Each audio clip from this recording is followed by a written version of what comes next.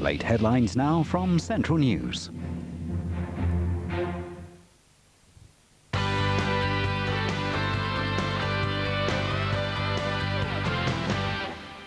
Good evening from the Central Newsroom. A couple who had to be rescued from a burning cruise liner say safety equipment on the ship was either non-existent or poorly maintained. A year later, they're still waiting for compensation for their disastrous holiday. Robin Powell reports. There were 673 passengers and crew on board the Romantica when a fire started in the engine room and spread throughout the ship. Among them, Larry and Thelma Roberts from Daventry in Northamptonshire. Mr. Roberts, who runs a car windscreen business in Coventry, says it was a miracle that no one died. More than a year later, he believes lessons haven't been learnt. All our approaches have been met with, well, we can't really do anything. The fact that you're all here to tell the tale means it was a successful rescue.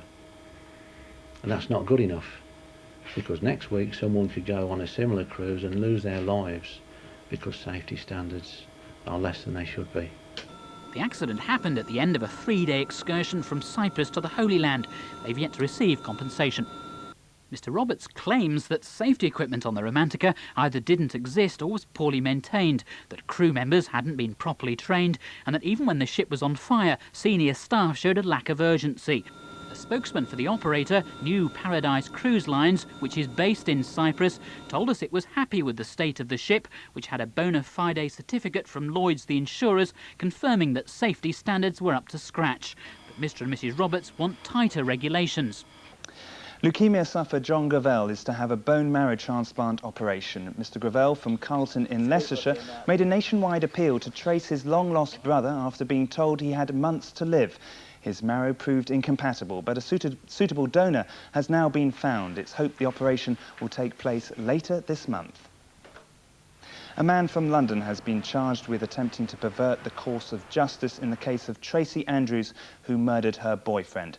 Andrews from Overchurch in Worcestershire was jailed for life for stabbing her fiancé Lee Harvey to death. A weapons amnesty in Coventry has produced a haul of knives, guns and machetes. The amnesty was announced a month ago, and so far more than 500 weapons have been dumped in special bins.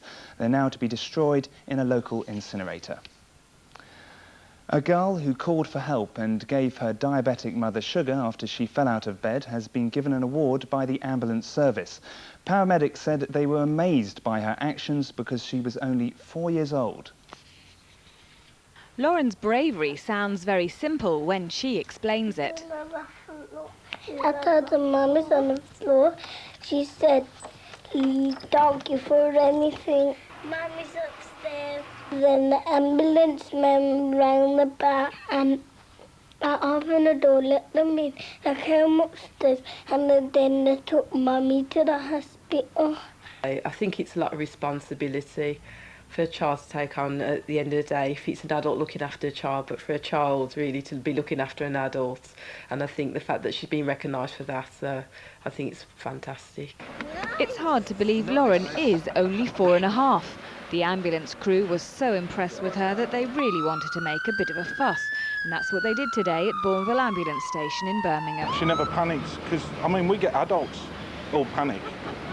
They won't know what's happening, but for the 4-year-old, I mean, she was great. Then there was a chance to go out and about and find out that ambulances don't always mean sad things. Football now, and Aston Villa have been knocked out of the UEFA Cup after being beaten at home by Celta de Vigo. Andy Comber reports. Villa's confidence in already having an away win against the Spanish club soon evaporated.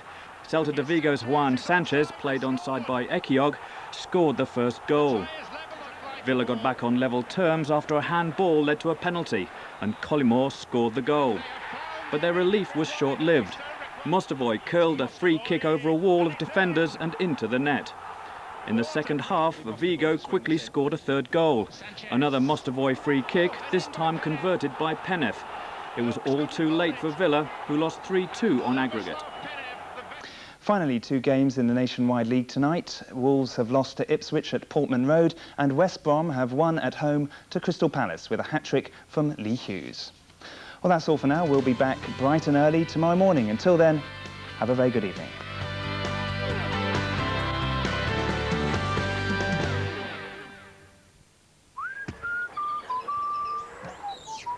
Central Weather, sponsored by Stay Bright Windows and Conservatories. The clear choice in any weather. Hi there, you're going to have to swap your wellies for your Liberty bodies now. We're plummeting out there and shivering. Tomorrow's temperatures only +7 or 8 anyway, will feel fridge-like.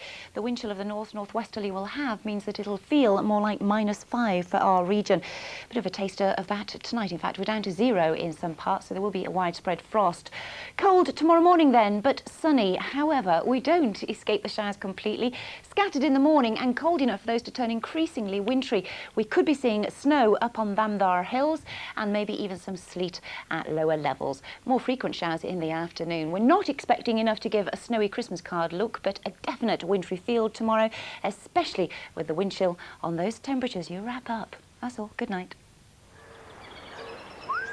The Central 7-day weather line, 0336 40 40 10.